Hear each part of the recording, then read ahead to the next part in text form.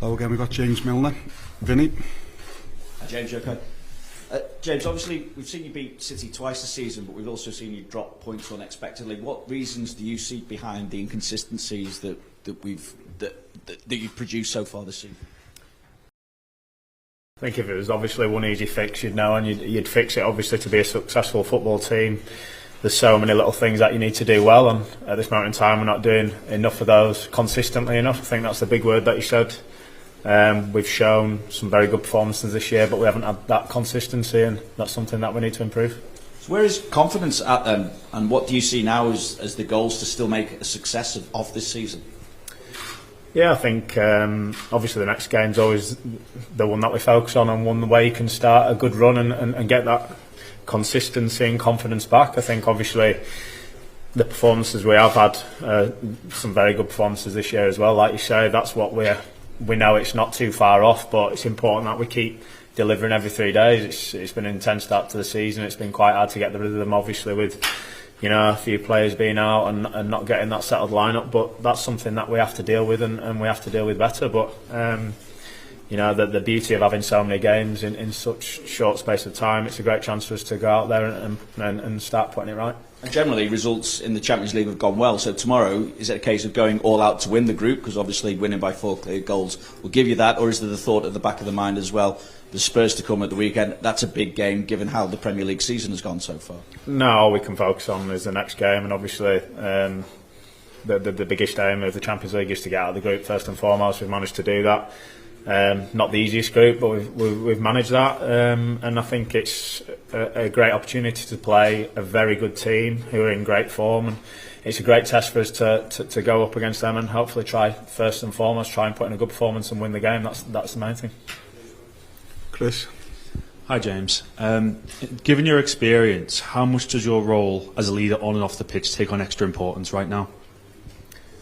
Yeah, it does. I think I've seen pretty much and experienced most things in the game, and it's important that you look at some of the younger guys, and been very fortunate to be involved in a very successful time, and we've had disappointments before in a group, but that's probably been missing out on a league title by 1 point here and there, and losing finals. So obviously this is a different sort of disappointment, and something we haven't been through as a team too much, which is a positive. But it's important that nothing really changes. We have to keep working hard, we have to stick together, and we have to focus on the next game, and we have to try to keep the dressing room positive. And like we've said here, there's obviously been some very good performances this year as well, so it shows we're not far off, but it's about getting that consistency and trying to do that week in, week out.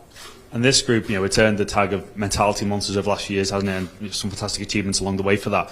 But is there a sense that the players have been affected mentally at all by conceding the first goal on so many occasions this season, the manner of conceding the first goal as well? I don't think obviously that helps. Going behind, that it puts yourselves up against it. But I think it shows the character in the amount of games that we've come back and managed to turn around, and ones where we've fought to the end and things like that. So no, it's obviously not ideal, and that's something that we can try and improve. And that's obviously a big aim. But I think the attitude of the boys and the fight's always there. Carl.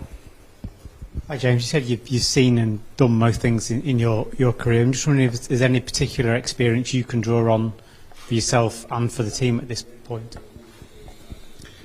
Football, it always comes back to the same thing. In times where things aren't going well, especially when at a massive club like Liverpool, there's going to be questions outside. There's going to be criticism, and deservedly so. The standards we've set for ourselves over the last few years.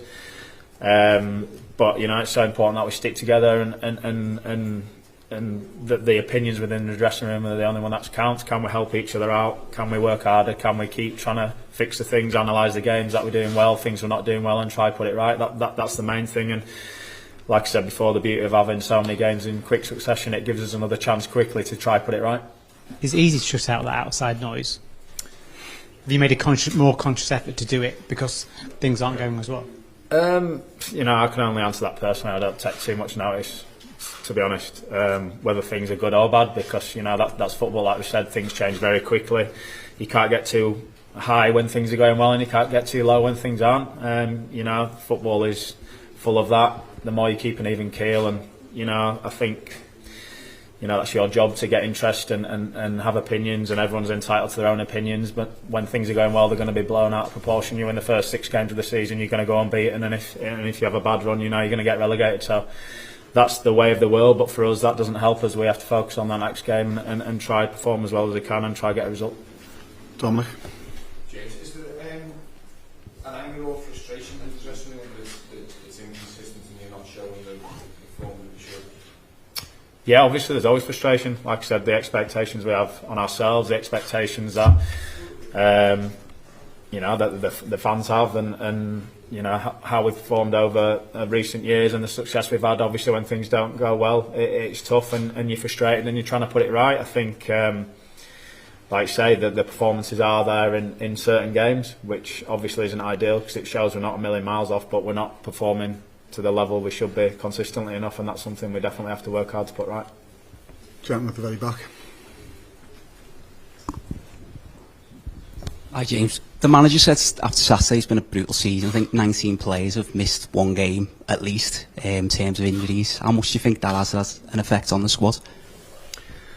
Yeah, I think so. I think obviously when we're talking about consistency, that comes from having a settled lineup. It comes from rotation within those positions to give people a rest, keep them fresh.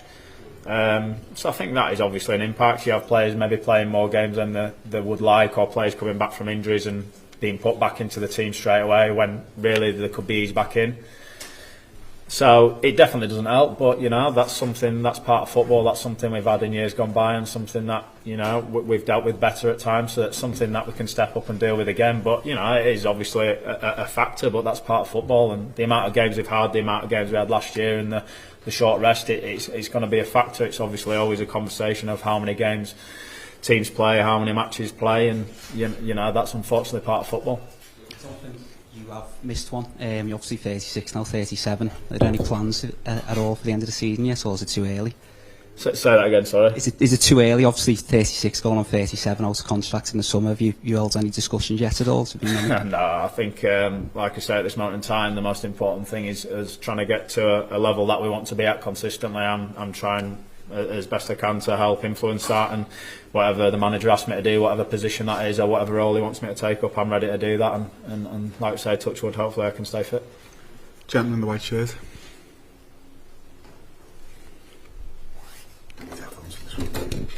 Buon pomeriggio, Milner, mano al guardasole Calcio Napoli 24. Volevo chiederti di questa stagione, il centrocampo che hai affrontato all'andata, che sicuramente vi ha messo in difficoltà, Zielinski, Lobotka e Anguissà, è secondo te il migliore che hai incontrato, o dove lo posizioni? E poi volevo chiederti, Klopp ha detto è molto difficile fare 4-0 ed arrivare primi, ma voi calciatori ci credete un po' in più di Klopp?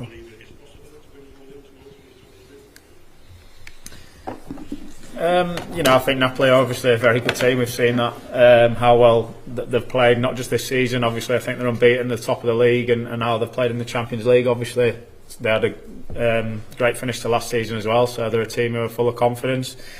The midfield is one strong area of the team, but I think that's why they're doing so well, because they're strong all over the place, all over the field, that they know what they're doing, they're playing as a team, and they've got good individual players as well. For us, the most important thing first and foremost is to go out and put in a good performance. That's what we want to do. We want to try and win the game. It's a perfect game for us. Obviously, when things aren't going well, you're coming up against one of the best teams in Europe at this moment in time, and it's a great test for us to be able to go out there and hopefully, put in a performance that we can build on from there.